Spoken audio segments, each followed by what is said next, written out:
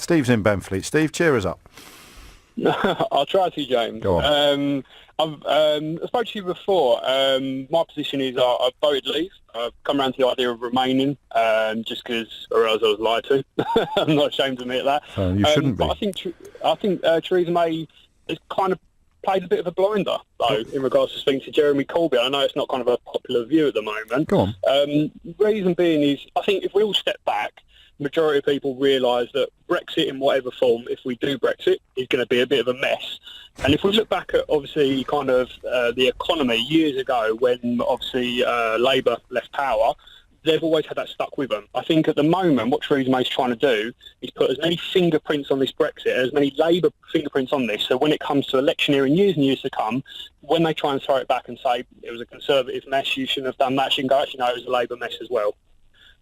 So I think that's what she's trying to do at the moment. Yeah, I mean, or the alternative is, well, even if it gets through Parliament, it will be with the help of the Labour Party. So how does that play to the country? Is it the big problem here? It would be Jeremy Corbyn's idea. I was going to say it would be Jeremy Corbyn's idea. So, I mean, you're always saying that obviously the extreme Brexiteers need a ladder to climb down from.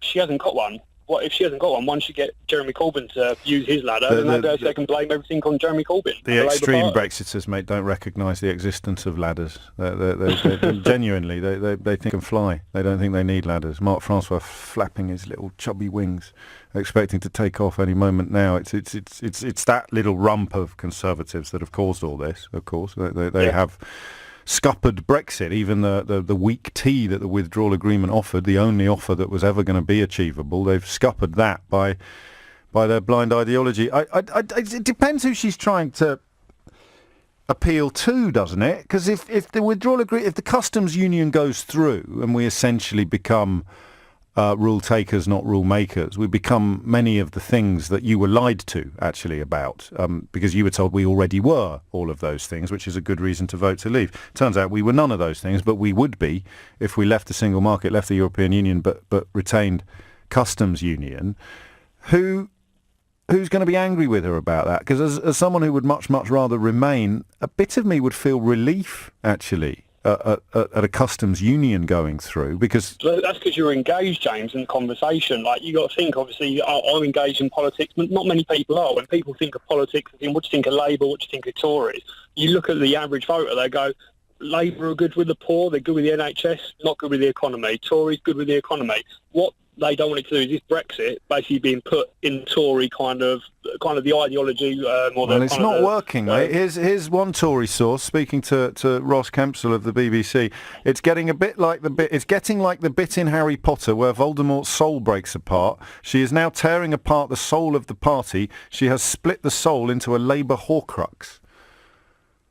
Yeah, that's because these are the people that will be listening to that. That's the first time I've heard that, but the people will be listening to that interview are people that are engaged in politics. You think, oh, but yes, there's a couple of people, a couple of million people who maybe listen to LBC. Yeah, but the ERG are engaged in politics, and I mean, politics of a sort, albeit that it's a sort of weird form of unicornist mythical politics. They're not unengaged. Jacob Rees-Mogg is not unengaged in politics. He's just seeing something rather different when he opens his eyes to what the rest of the country sees. Or not the rest, there's plenty of people who see what he tells them to see, still. Yeah. I'm just speaking about Theresa May. No, I know. She's looking at the bigger picture, and she's looking for that soundbite where basically Labour messed up Brexit. And if she can get that narrative to run, then that's what I think that's what she's hoping for at the moment. That's her last chance of not getting away with it. She's accepted she's not going to get away with it. See, that's where I don't feel anything akin to sympathy for her. But when you talk in those terms and you see what the anonymous sources are saying about her to journalists, it is probable, actually, that Steve's at least half right. She won't blame it on the ERG. The closest she came was, I know some people would like to leave with no deal. She's seen the calculations. She's seen the detail. She's seen the warnings, the predictions, the forecasts, which won't be infallible, but they're the only ones we've got, and she has seen them all. She's had the briefings and the warnings and the meetings with the people who do know what they are talking about. And that perhaps explains why she will not be the person held responsible for no deal happening. But she still can't bring herself to call out the constituency within her own party that has caused this mess. The people who lied, as Steve mentioned, as someone who has seen the light, seen through the lies that he was told. Plenty of people who were lied to haven't yet, for reasons that continue to elude me. So the people who told the lies then ruined the withdrawal agreement's possibility of passing because they were still lying to themselves. Let's make that clear. And yet she won't really call them out, which perhaps is part of the reason why she's now reached out to Jeremy Corbyn. Problem is, he comes through with customs union, as he will. You're going to be in with a very real chance of seeing Jeremy Corbyn say that we need to put the Tories' deal to the people, but you don't need to put ours to the people. And that way madness lies.